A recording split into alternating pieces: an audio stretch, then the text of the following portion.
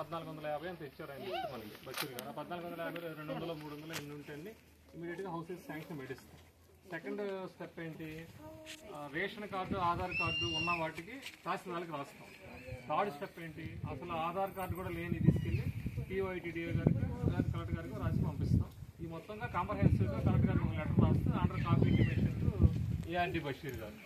మీరు ఇచ్చిన లిస్టులో మొత్తం మా వాళ్ళతో సర్వే చేయించాను. దీంట్లో అన్నీ ఉండి ఇళ్ల స్థలాలు ఇల్లు మాత్రమే కావాల్సిన వాళ్ళు ఎంతమంది వచ్చారు, వాళ్ళ వివరాలు అనెక్సర్ 1.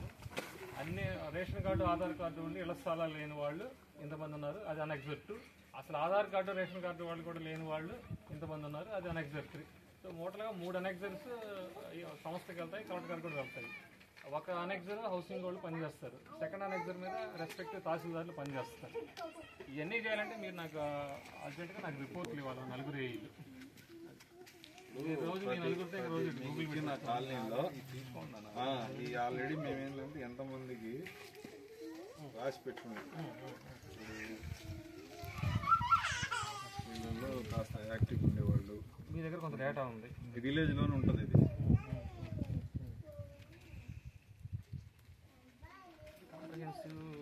విలేజ్ కోసం ఇచ్చారు మీరు, నాకు బెనిఫిషరీ కావాలి ముందుగా లిస్టు.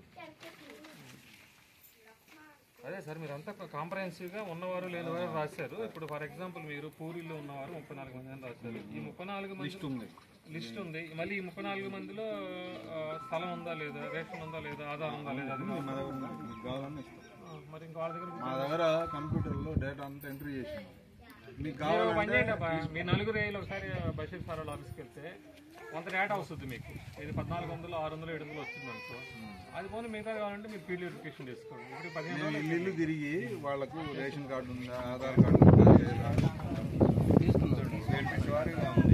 ఇదంతా తెప్పించేసాం. ప్రతి ఫ్యామిలీకి ఉంది సార్, ప్రతి ఫ్యామిలీకి ఉంది. ఫ్యామిలీ మనోళ్ళు డేటా అంతా తెప్పించా.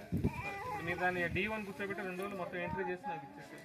మొడలో తక్కువే ఉంది. అదే సపరేట్ కాపీ కావాలని ఇస్తాం. మీకు అర్థమైందా?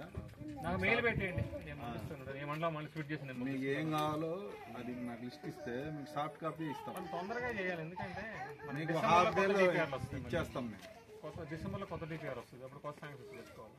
మేబీ నాకు తెలిసి హౌస్ సైట్స్ రిజిస్ట్రేషన్ సర్వీస్ జనవరి నుంచి స్టార్ట్ చేస్తారు. మనం ఏం చేయాలంటే ఈ హౌస్ సైట్ రిజిస్ట్రేషన్ సర్వీస్ కూడా ఏం చేయాలి, ఇంజనీరింగ్ అసిస్టెంట్ గారి దగ్గర లిస్ట్ రెడీగా పెట్టుకోవాలి. ఎక్కడ సచివాలయంలో సర్వీస్ ఓపెన్ అవ్వగానే అప్లికేషన్స్ ఫైల్ చేయాలి. దానికి ఏమన్నా నాకు తెలిసి అమౌంట్ ఏం లేదు, 20 రూపాయలు 50 రూపాయలు కూడా ఏం లేదు. ఒకవేళ ఇన్ కేసు ఉంటే అది మనం భద్రం బేర్ చేయలేని వేలలోకి వెళ్తే ఆయన చెప్తాం, లేదు కొన్ని 400-500 వెయ్యితే అది మీరే పెట్టేస్తాం. ఈ 2 చేయండి. తర్వాత ఫైనల్గా ఆధార్ కార్డు రేషన్ కార్డు లేని లిస్ట్ మాత్రం ఒక కాపీ వాళ్ళకి, ఒక కాపీ కలెక్టర్ గారికి, ఒక కాపీ GSWS వాళ్ళకి, ఒక కాపీ PYTDA.